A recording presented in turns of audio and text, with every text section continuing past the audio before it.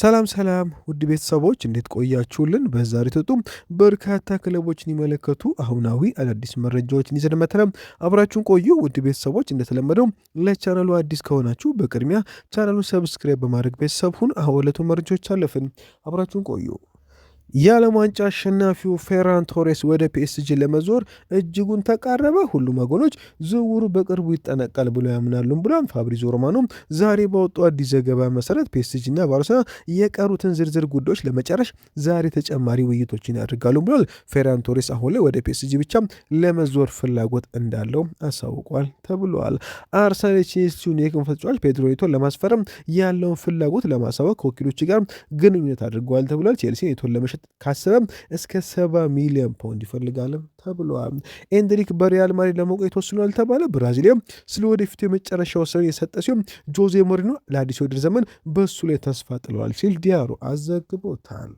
ማንቸስተር ሲቲዎች አሌክሲስ ማካሊስተርን ለአማካይ ክፍላቸው እጩ ዝርዝር ውስጥ አካተውታል ተባለ። ሊቨርፑል አማካኝ በሲቲ ውስጥ ውይይት ከተደረገበት በኋላ እስካሁን ባለው ደረጃ በክለቦቹ መካከል ምንም አይነት ግንኙነትም ሆነ አዲስ እድገት አልታየም ተብሏል። ሆኖም ሲቲዎች አሁን ላይ አርጀንቲናን አማካይ ለማስፈረም ትክክለኛ ፍላጎት አላቸው ሲል ቤን ጃኮብ ዘግቦታል።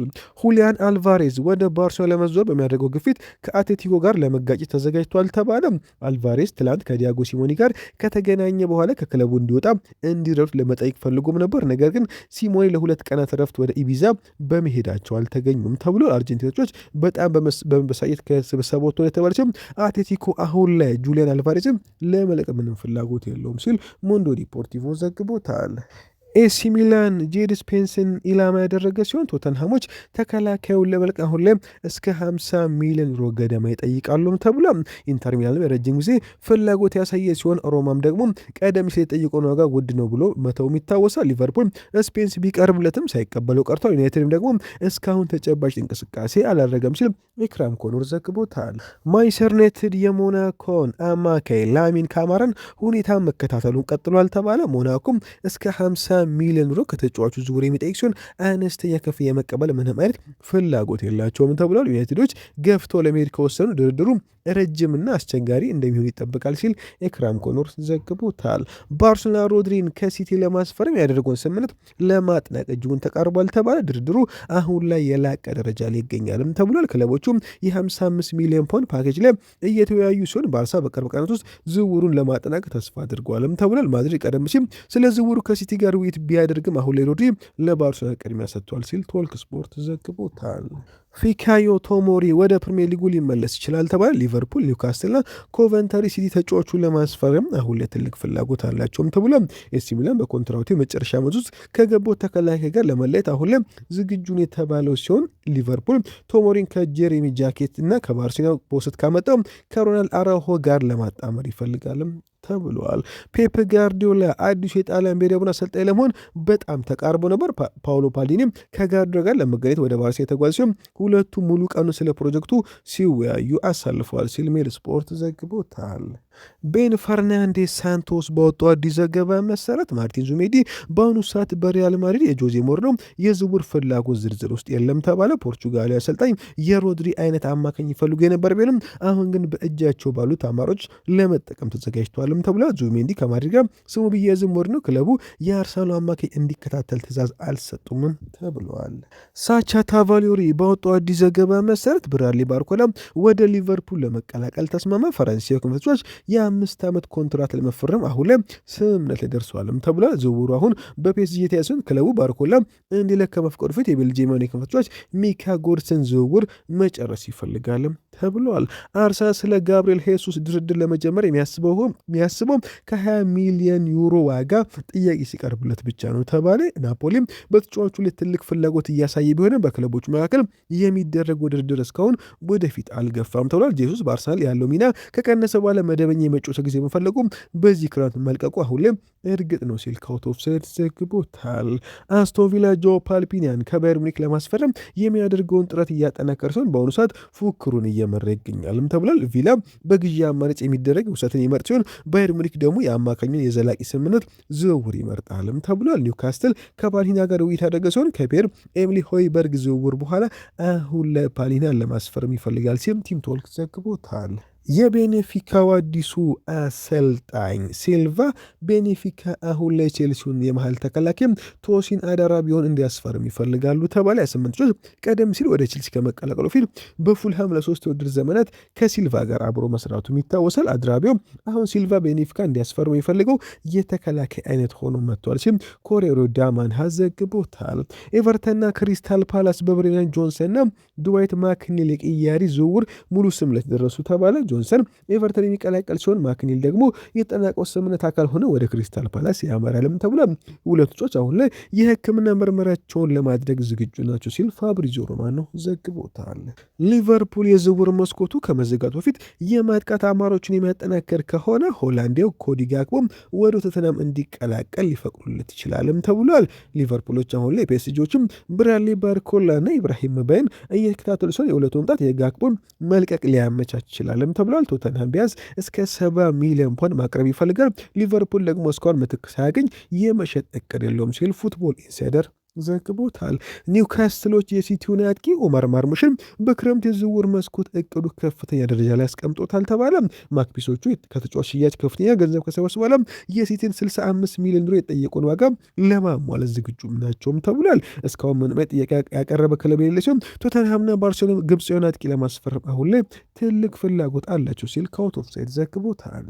ጋላታ ሳራይ የአርሰናል ጋብሪኤል ማርቲኔ ለማስፈረም በፉክር ውስጥ ገብቷል ተባለ። የቱርኩ ክለብ በራፋኤል ሊያው ላይ ስኬታማ ካልሆነ በኋላ ሌሎች አማራጮችን እየተመለከተ ሲሆን መድፈኞቹ አዲስ የግራ ክንፍ ተጫዋች ካላስፈረሙ በስተቀር ብራዚላዊውን አይሸጡትም ተብሏል። ሮማም ስለ ማርቲኔሊ መጠየቃቸው ይታወሳል። ኤቨርተን ባለፈው ውድድር ዘመን በክለባቸው በውሰት ያሳልፈው የ30 ዓመቱን ጃክ ግሪሊሽን በክረምቱ ከሲቲ በቋሚነት ለማስፈረም ይፈልጋሉ ተባለ። ጃክ ግሪሊሽ በ2021 በ100 ሚሊዮን ፓውንድ የክለቡን የዝውውር ዋጋ በመስበር አስቶን ቪላ ለቆ ወደ ሲቲ ማምራቱም ይታወሳል። በኢታሊያ የሚገኘው ቦርድ የደሞዝ ወጪውን ለመቀነስ በሚያደርገው ጥረት ላይ በዚህ ወር የተጫዋቹን ለመሸጥ ይፈልጋልም ተብለዋል። ሮማዎች ጄሚ ጌተንስን ከቼልሲ ለማስፈረም ትልቅ ፍላጎት አሳዩም። ተጫዋቹ ባለፈው ክረምት ከዶርትመንድ በ52 ሚሊዮን ፓውንድ ወደ ቼልሲ ተቀላቀለ ሲሆን ዣቪ አሎንሶ በጊተንስ ላይ ታጋሽ ለመሆን ፍቃደኛ ቢሆንም ሞርጋን ሮጀርስን አስፈርሟል። ሮማ በግዢ አማራጭ የሚደረግ ውሰትን የሚመርጥ ሲሆን ቼልሲ ደግሞ የሚለቅ ከሆነ በቀጥታ ሽያጭ መሸጥ ይፈልጋልም ተብለዋል።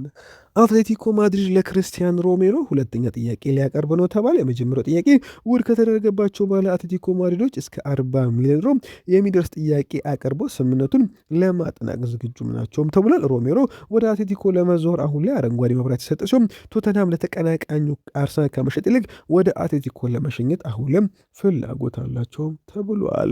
ማንቸስተር ሲቲ የዓለም ዋንጫ ክስተቱን አዩብ ቡአዲ ለማስፈረም በግል ጥቅማ ጥቅሞች ዙሪያ ተስማማ። የ18 ዓመቱ ሞሮኮ አማካይ ወደ ሲቲ ለመዞር አሁንም አረንጓዴ መብራት የሰጠ ሲሆን ከወኪሎቹና ከቤተሰቡ ጋር ከተደረጉት በኋላ የኮንትራት ስምምነቱ አሁን ላይ ተዘጋጅቷልም ተብሏል። ሲቲ አሁን ከሊዝ ጋር ስምምነቱን በቅርቡ እንደሚያጠናቅ ይጠበቃል። የቡአዲ ፍላጎት መጀመሪያ ተቀዶ እንደነበረው በ2027 ክረምት ሲሆን አሁን በዚህ ውድድር ዘመን የሲቲን ስብስብ መቀላቀል ነው ተብሏል። ማንቸስተር ዩናይትድ በአጥቂ ክፍሉ ላይ ተጨማሪ አማራጮችን እየተመለከተ ይገኛል ተባለ። ከቤንጃሚን ሴስኮ ጋር የፊት መስመሩን ጫና የሚጋራ አጥቂ ማስፈረም ከፍተኛ ፍላጎት አለ ሲል ዘ አትሌቲክስ ዛሬ ዘግቦታል። ፋብሪዚዮ ሮማኖ ዩናይትድ አሁን ላይ ወደ አዲስ የግራ መስመር ተከላካይ ፊቱን እንዳዞረ ተሰማ። ሆርሄ ሳሊናስ አሁን ላይ ለዩናይትድ ቀርቧል ያለው ፋብሪዚዮ ሮማኖ 19 ዓመት ተከላካይ ለዩናይትድ የቀረበ ሲሆን ክለቡ ተጨማሪ ተጫዋቾችንም አሁን እያየ ይገኛልም ብሏል። ክለቡን ወደፊት ኢንቨስትመንት የሆነ የስብስቡ አካል ሊሆኑ የሚችሉ ወጣት ተጫዋቾችንም እያሰበች ሲሆን ኒውካስትል ሉዊስ ሃልን ለመሸጥ ምንም አይነት ፍላጎት ስለሌለው ዩናይትድ ወሌላ የግራ መስመር ተከላካዮች ፊቱን ያዞራል ብሏል። ፋቢዮ ቬራ ወደ ሃምቡርግ ለመዞር እጅጉን ተቃረበ። ሃምቡርግ ከፖርቹጋል አማካይ ፋቢዮ ቬራ ዝውውር ጋር በተያዘ ከአርሰናል ጋር ስምምነት ለመድረስ ተቃርቧልም ተባለ። ድርድሩ አሁን የላቀ ደረጃ ላይ ደረሰው የቡንደስሊጋው ክለብ ተጫዋቹን ከአርሰናል ለማስፈረም በጣም ተቃርቧልም ተብለዋል። ፔፕ ጋርዲዮላ ስለ 2026/27 የፕሪሚየር ሊግ ዋንጫ ትንበያን ሰጠ። እውነቱን ለመናገር አርሰናል በዚህ ውድድር ዘመን ፕሪሚየር ሊጉን ያሸንፋል ብዬ አስባለሁ። ማንቸስተር ሲቲዎችን በእርግጥ ይፎካከራል፣ ነገርም አርሰናል አሁን የተለየ ነገር አለው። ሊጉን እንዴት ማሸነፍ እንዳለበት ያውቃልም ብሏል። ማንቸስተር ዩናይትድ ሰዎችን ሊያስገርም ይችላል፣ ነገርም ከአርሰናል በላይ ሆነ ያጠናቃሉ ብዬ አላስብም ብሏል። ጁቬንቱስ በአርሰናል የቀረበውን የካይል ሊዝን ጥያቄ ውድቅ ያደረገ ተባለ። ጁቬንቱስ የአርሰናልን ፍላጎት ውድቅ በማድረግ ተጫዋቹ የማይነካን የሚሸጥ መሆኑን አስታውቋል። አርሰናል ከፍተኛ ፍላጎት ማሳየቱ እስከ 86 ሚሊዮን ፓውንድ በላይ ዋጋ ለማቅረብ ተዘጋጅቶ ነበር ሲል ቱቶ ጁቬ ዘግቦታል። አርሰናልና አስቶን ቪላ ተከላካይ ኤዝሬ ኮንሳ ያቀረበው የ35 ሚሊዮን ፓውንድ የመክፈቻ ጥያቄ ውድቅ ከተደረገበት በኋላ አዲስና የተሻሻለ የዝውውር ጥያቄ ለማቅረብ ዝግጁ ነው ተባለ። አስቶን ቪላ 8 ዓመቱን የእንግሊዝ ብሔራዊ ተከላካይ ዋጋ ከ60 ሚሊዮን ፓውንድ በላይ በማድረግ በጥብቅ ይፈልገዋልም ተብሏል። ዊሊያም ሳሊባ ባጋጠመው የጀርባ ጉዳት ምክንያት ለረጅም ጊዜ ከሜዳ መራቁን ተከትሎ አሁን ላይ አርሰናል ተከላካይ ለማስፈረም ወደ ዝውውር ገበያው መጥቷል። ዩሬን ቲምበር ወደ ልምድ መቼ እንደሚመለስ ባይታወቅም አርሰናል አሁን ላይ ዩሬን ቲምበር በቅርቡ እንደሚመለስ ስለሚያም በሱ ቦታ ተጫዋች ለማስፈረም ፍላጎት የለውም ተብለዋል። በድጋሚ ወደ ፕሪሚየር ሊጉ ለመመለስ ስብስባቸውን እያጠናከሩ የሚገኙት ዌስትሃም ዩናይትዶች ጄሚ ቫርዲን ለማስፈረም ጥያቄ ያቀረቡ። ዌስትሃም የ39 ዓመቱን አጥቂ ጄሚ ቫርዲን በነጻ ዝውውር ለማስፈረም ጠይቋል። የቀድሞ ሌስተር ሲቲ ሌጀንድ ከጣሊያኑ ክሬሞኔሲ ከተለያዩ በኋላ አማሮችን እያየ ይገኛል። በርካታ ክለቦችም እሱን ለማስፈረም ፍላጎት አሳይተዋልም ተብለዋል።